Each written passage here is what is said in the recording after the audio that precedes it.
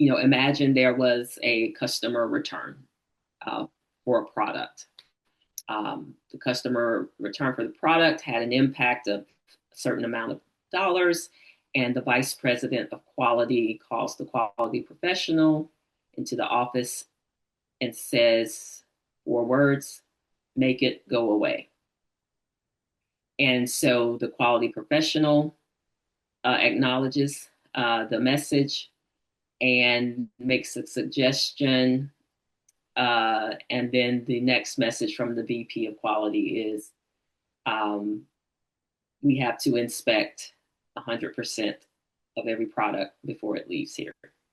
And then the question for the students is, how would you respond to that last message? Inspect 100% of the product.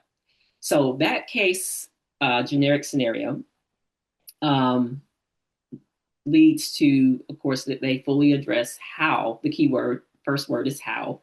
That's one of the things that I constantly coach the students on, is the how, because typically the responses I would get, especially early in the course, before we really dug into the literature and the text, is they will give you all of the concepts of what sampling is, a method of making sure that there's different types of sampling. There's random, and all of that is true and appreciated, but it doesn't address the how, because there's a situation and then there are people involved. In this case, it's a quality professional and an authority figure. VP, I use word VP of quality on purpose. I just didn't say quality professional and someone else, right? I gave a title.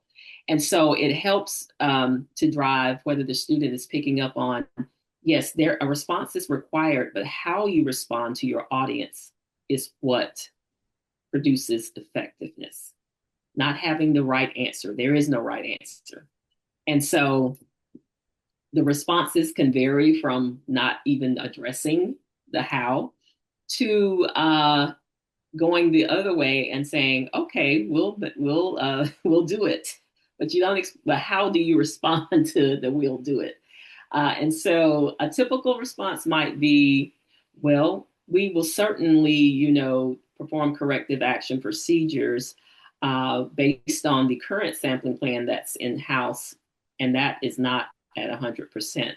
And if you would like to hear more, or I can meet with the quality manager to coordinate that and present you a plan by the end of the hour. So that response is not saying no, but it's acknowledging, number one, as a quality professional, your knowledge of sampling. Number two, acknowledge your place in your role in this situation. Your role, while you are influential, you have no authority to go to the operation front line and say, we're going to inspect 100%. You have to get buy-in from that manager who's not even in the room. And number three, you have to respond in that way to the VP so that that VP understands and continues to support the effort and not derail what's most important, which was the returns, because that has happened. So those types of scenarios really drive the students to really think about not just what is a sampling plan. While that's very good information, it doesn't address the situation. And another piece of feedback I get from the students is, wow, I need more information. Like, how many pieces is it? And so my message is, that's not the point. The point is, as a quality professional, you will be faced with something's happened and you have to respond right now. And you won't have the luxury of saying, I need more information. You have to respond effectively. I always think about Captain Sullenberg, who landed the plane on water. He made a decision, and thankfully, it was an effective one. He did not have the luxury of pulling out a manual to decide what to do. A situation happened, and a decision had to be made, and he was the person to make it. So I always lean on that decision, on that real life example, to come up with general scenarios that present a situation. There is some information given, and the student's obligation is to take that information and weave it or synthesize it in an effective response that addresses what's being asked while demonstrating your knowledge of the concepts that you're focused on, your role as a quality professional, and the audience that is presented in the scenario. So it gives them a chance to be more fully well-rounded as a quality professional. It's not just about knowing that 2 + 2 is 4.